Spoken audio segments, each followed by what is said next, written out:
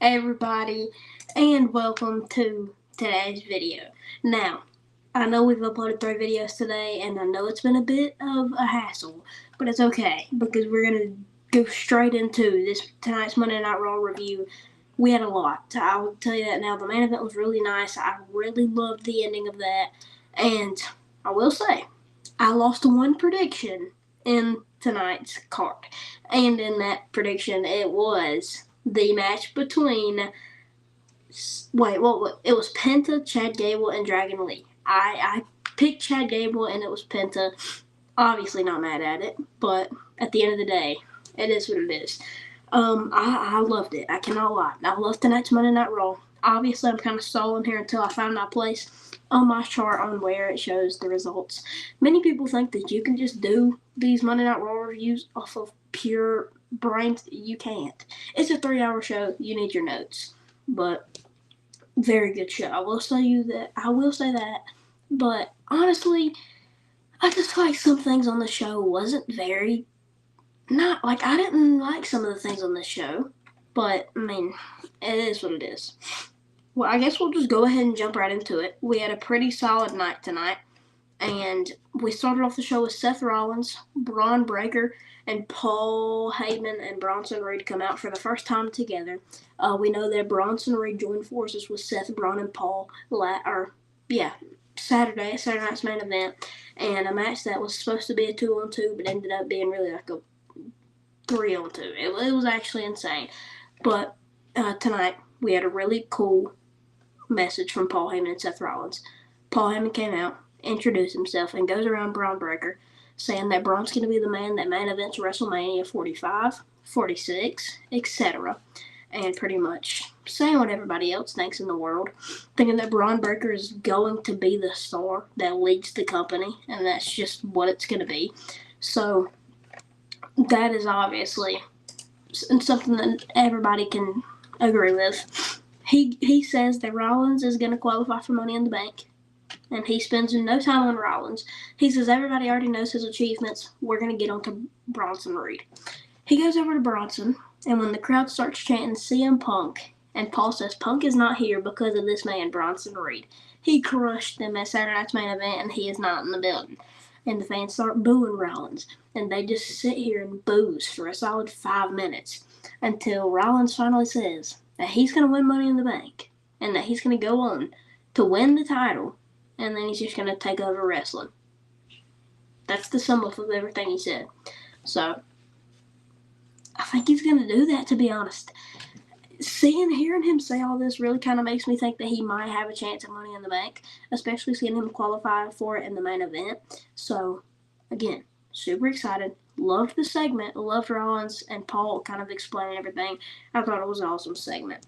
Next up was the match that I got my prediction wrong in. We saw Chad Gable defeat Penta and Dragon Lee. This was probably the second best match of the night. It just looked like that Penta, Dragon, and Chad had such good chemistry. But yes, we did have a couple of botches in this match. Chad got dropped on his head about 3 times. And we saw one spot, sure y'all saw it. He goes for the Dragonfly whenever Chad thinks he's going for a pile driver and lands himself right on his head. Not Penta's fault at all. It's just something that Chad didn't remember, and that's just it.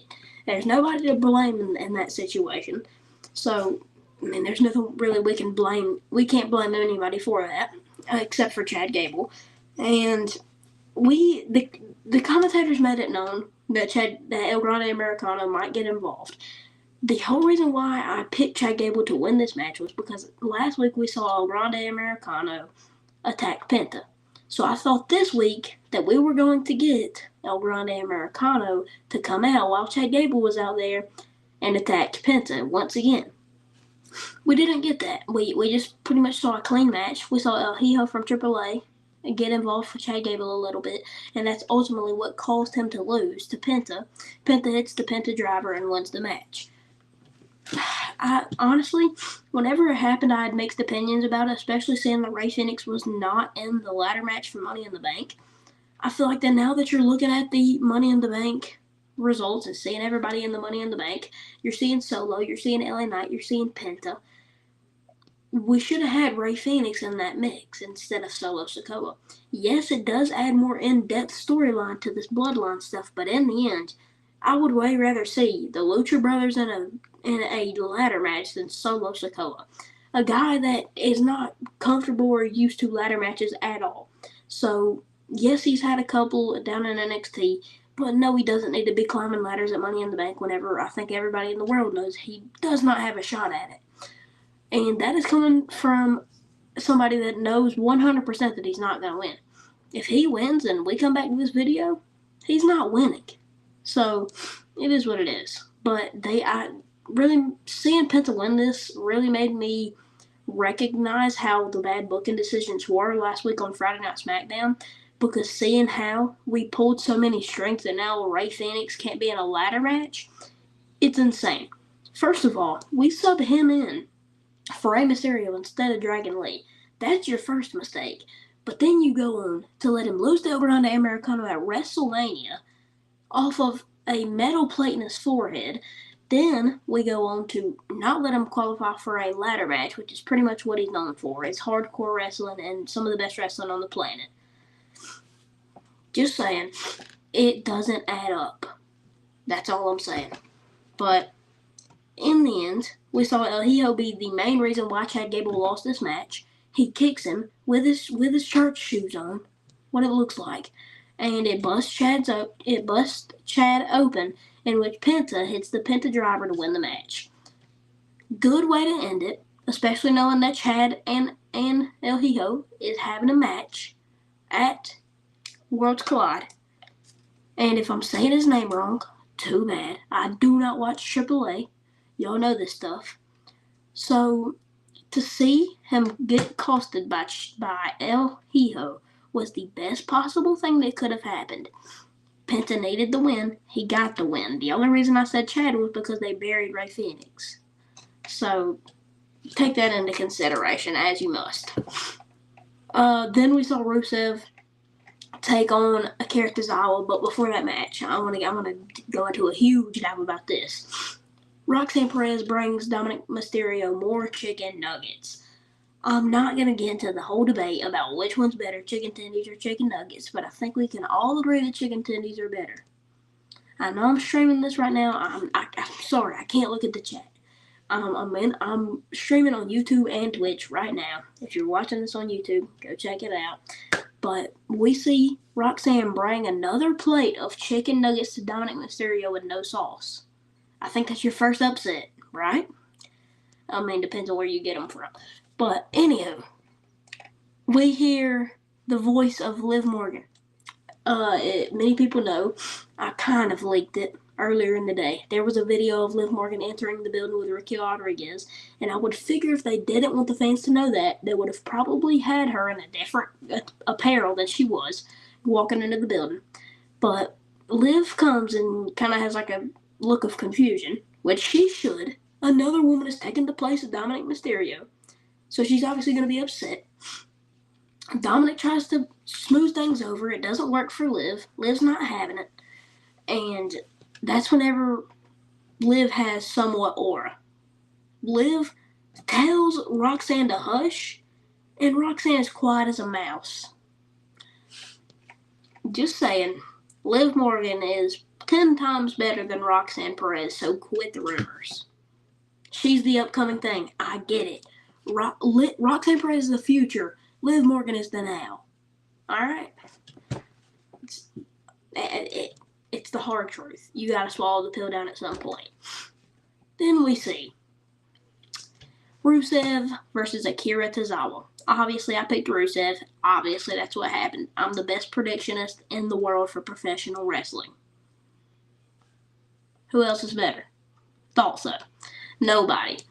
So, Rusev destroys Akira Tozawa in a choke, and then we see the music of Sheamus come out, and Sheamus comes out and stands up to Rusev, and we see Sheamus be the first person to make Rusev back down since his return.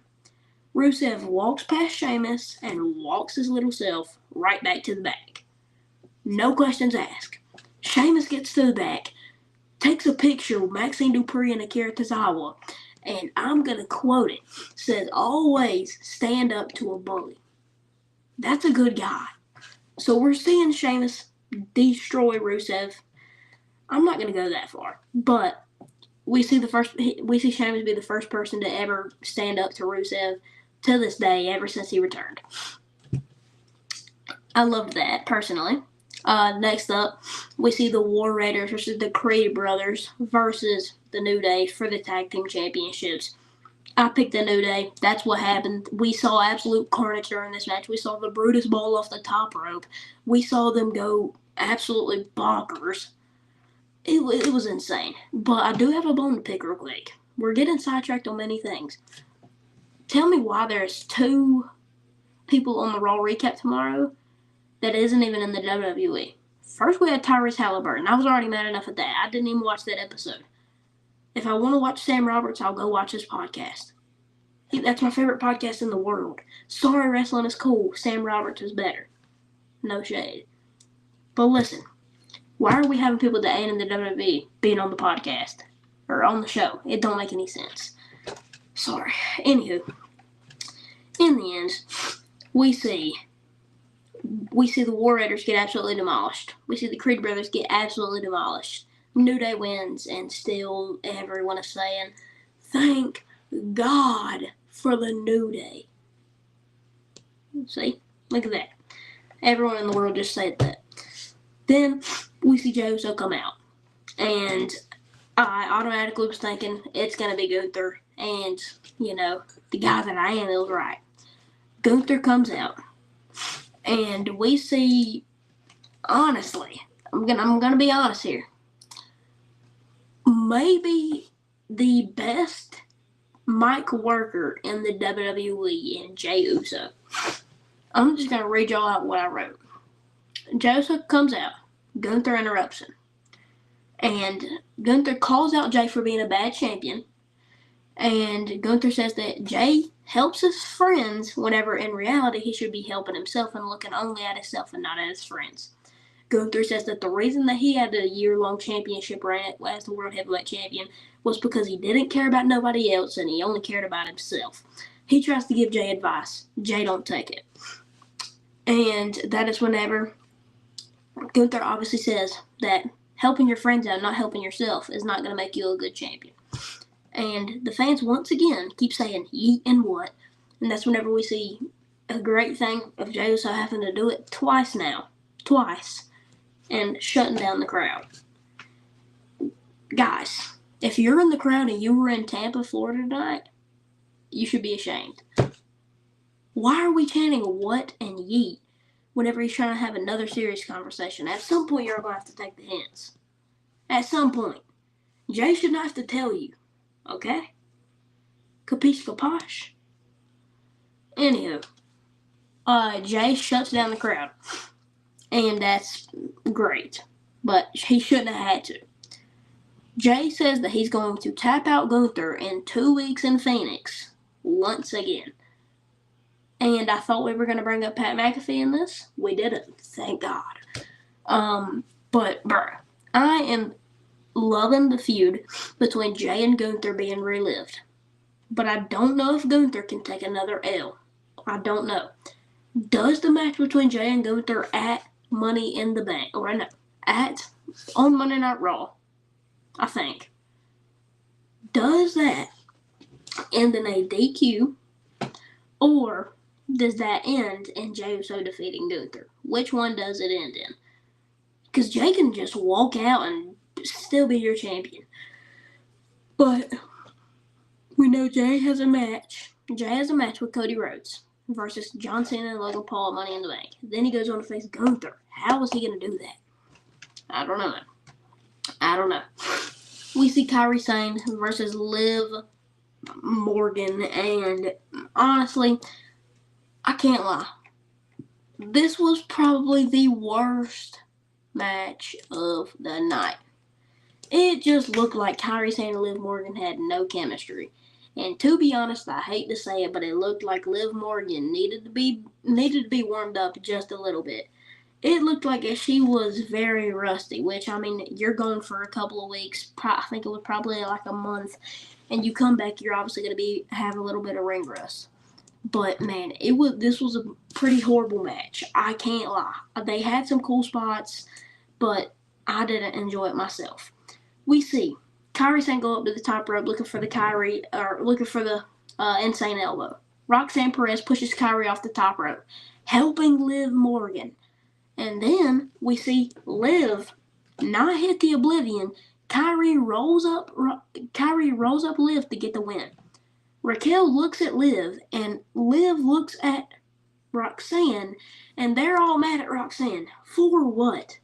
She just tried to help you win and you sold the bag. Get out of here. Get out of here. You literally got helped. You got helped to get the win, and you still didn't win in your returning match. Get out of here. You cannot blame anybody but yourself. You literally just sold every single bit of money you had. I'm not even going to comment no more on that match. That match was actually horrible. But then we get on to find out that the Cody Rhodes podcast is back. And we find out that the returning podcast member is going to be Brandi Rhodes. So this episode is going to be Brandi. I hate to do it to you, Cody, or WWE in general. How does this make any sense? This thing comes back, it's like Randy Orton bringing his wife on a podcast. Like, what? I get it. Brandi is like a staple to Cody Rhodes. Like, it's a thing. But, come on. I don't know how I feel about it. I ain't gonna spend too much time on it. But then we see Lyra Valkyria come out. And Becky, she says that Becky has talked to everybody in the back and has pleaded her way into another rematch of Money in the Bank. Awesome. Nobody's mad at that. Lyra and Becky comes out, first of all. And Becky is all mad that Lyra thinks that she doesn't deserve it.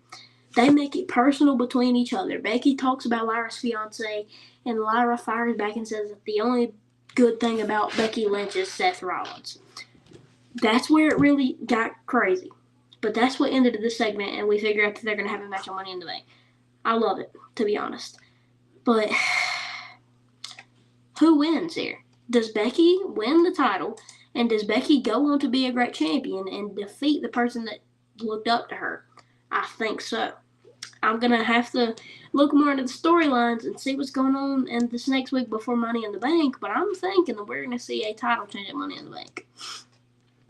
We see before the main event, Sami Zayn gets interrupted by Karrion Kross, and Karrion is livid that Sami did not take the opportunity to go to SmackDown and get a title shot at John Cena.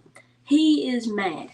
But one thing I wanted to point out, why was Scarlett on a ladder? Somebody please explain that. She was on a ladder for some odd reason. I mean, I think four or 5 steps up. What were you doing on the ladder, bud?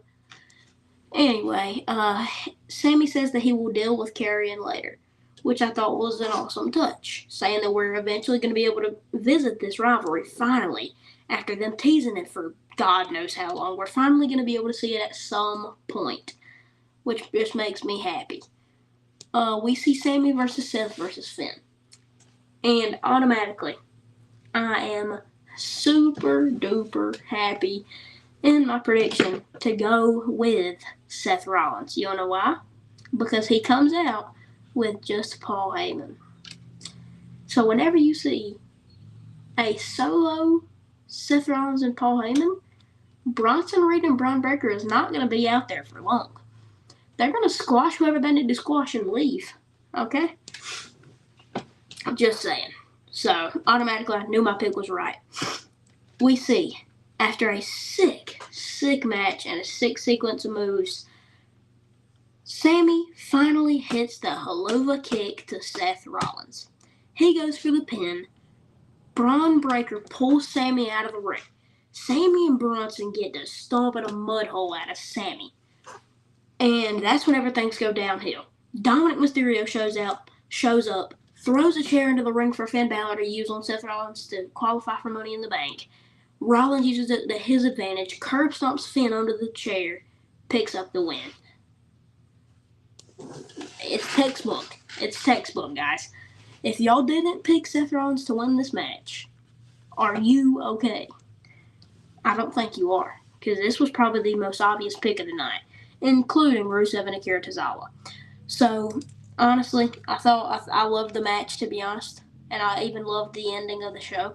Whenever they beat down Sammy, and whenever Rollins, I think, is calling for a chair or calling to get Sammy to get put in the ring so they can beat him down, CM Punk's music hits, in which Braun Breaker and Bronson Reed and Paul Heyman all storm up to the entrance ramp looking to beat down Punk until Punk shows up behind Seth Rollins and hits him with a GTS, and as soon as Bronson Reed and Braun Breaker shows up, he gets out of there, jumps over the barricade, stands on a chair, and starts barking. I love it. Can't lie.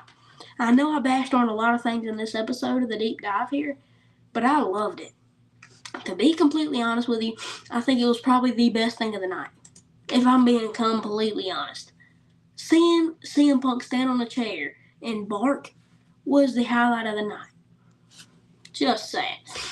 I loved everything about this show. I thought it was awesome, but I hope y'all enjoyed our episode of the review, deep dive, whatever you want to call it. Hope y'all enjoyed, and I will see y'all in the next